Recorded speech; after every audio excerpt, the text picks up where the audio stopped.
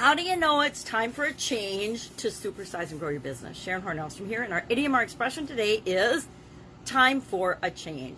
And that got me to thinking about, okay, we know that time for a change means that you are at a decision point. It's time to change something. You're ready to change or do something differently than you've been doing, either in your business, we're talking about growing and building our business, or in your life. Maybe you want to change your status in life. Maybe you want to change what you're doing.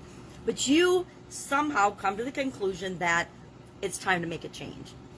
Now, as part of this idiom, I like to look up what are similar words for change. And I found a little piece that said, what are 20 better words for change than the word change? Because a lot of people have an emotional attachment or detachment to the word change. Many times when we hear the word change, we immediately shut down and don't want to change. We resist change. Other people embrace change and just go with the flow of it.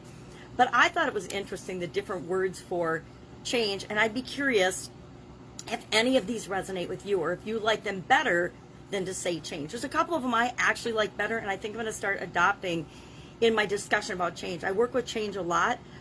I would say change is about 90% of my job, working with different businesses and different organizations and different individuals to grow and build and supersize their business. Change is, of course, almost always a part of that. If they were doing everything they needed to do to create the business and the life they want, they wouldn't be talking to me or someone like me.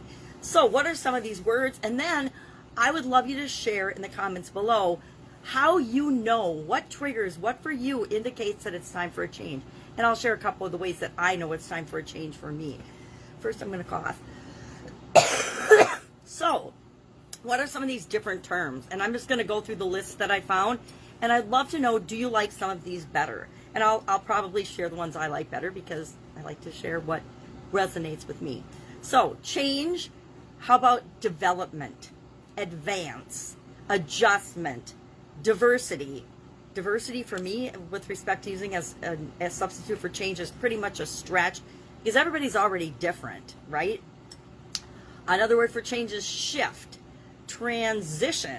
I like transition. Transition implies change, but it's a gradual change. It's not like a dramatic change. Like COVID-19 was not a transition. It was a dramatic change for the vast majority of us.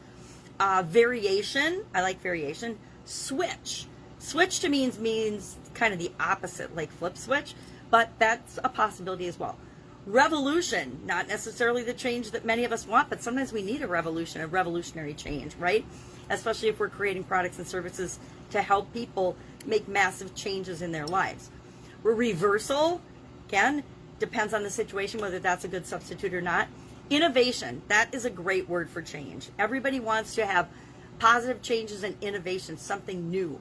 Modification, reminds me of loan modifications from my real estate days, but modification implies change as well. Difference. Difference is kind of like diversity to me. Everything's always different, so that one's kind of too vague for my personal liking. I love the next one, transformation. As a coach and a consultant, we're always looking for a transformation, which implies a positive change for our clients and our customers. A revision, again, kind of like an iteration, or it's just the next version of something. To me, that's like better instead of new. I always want to find something new and innovative to create versus just a better version of something that already exists. Although I am an avid believer in continuous improvement. So revision, turnaround. I, in corporate America, did a whole lot of turnarounds. That was pretty much what I was hired to come into an organization and do, was to create a turnaround, meaning taking a part of the organization that wasn't functioning properly and turn it around and make it profitable. Evolve is a good one, because we're evolving and growing. I don't see growth on the list, but I think growth implies change, and that growing is a really positive way to look at change. So I'm going to add my own to the list. I can't see. Reduce. I don't know if reduce is one that we want. Resolve and reform. To me, the re's all sound like something's broken and we need to fix it. And that implies that change is negative, and I don't think change is always negative. So that's a list of different, supposedly better terms than the word change. Curious what you think about that list, which ones resonate with you. I shared the ones that resonate with me and that I like. But again, it always depends on the situation. that you're using the term in. It has to fit, just like everything else. It has to fit the discussion. It has to fit what you're talking about. You can't make everything a transformation if you're really coming in and you're, resolving a problem. That's not the same as a transformation. Might be a transformation, but it probably isn't. So don't, try to manipulate people by saying, we're going to, transform this situation. No, we're going to solve this problem. We're going to fix it. So let's be honest with people and make sure that we're fixing it. So how do you know for yourself in your business when it's time for a change, when something needs to change? We need to hire a new team member, when you need to get rid of somebody that isn't fitting in with the organization, it's in the plans for growth, when you need to change yourself and personally grow and develop, or just step out of the way so that the business can continue to grow and move forward without you, or with you on the sideline playing the role that you want to play in that organization, but not necessarily being the driving force of the organization. Because sometimes we need other people to drive the growth and the development of different parts of our businesses. And that's a tough role to play sometimes, is stepping back and saying, okay, I need you all to run with this because it's not my area of expertise. So how do I know when it's time for a change? I get what I call the 3-year itch. I know with marriage and relationships, they say there's this 7-year itch.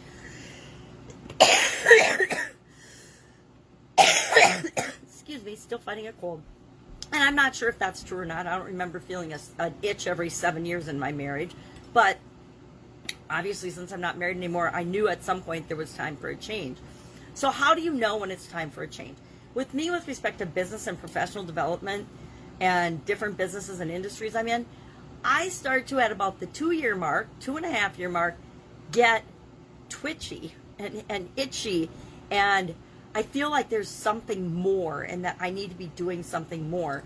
And so I actually get a feeling that it's time for a change. And I'll battle it for a while, and I'll continue to put systems in place to take care of what I'm currently doing before I launch into the new thing.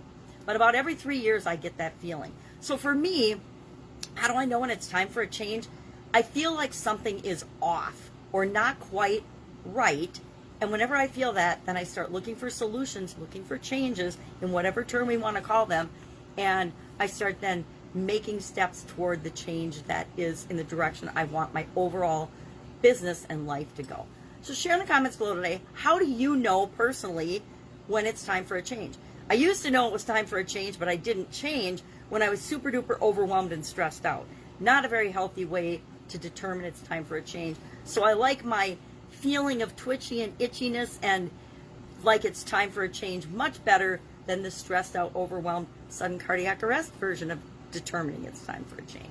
That's it. Have an awesome day. Tomorrow I'm going to keep talking about time for a change. I'm going to share 15 positive and good reasons to change, 15 benefits of changing, because I think that this topic and change, of course, is right up my alley. So I want to talk a little bit more about, well, what's the upside of changing? Why should we want to change? What's in it for us to change and supersize and grow our business? That's it. Have an awesome day, and I'll, of course, be with you tomorrow.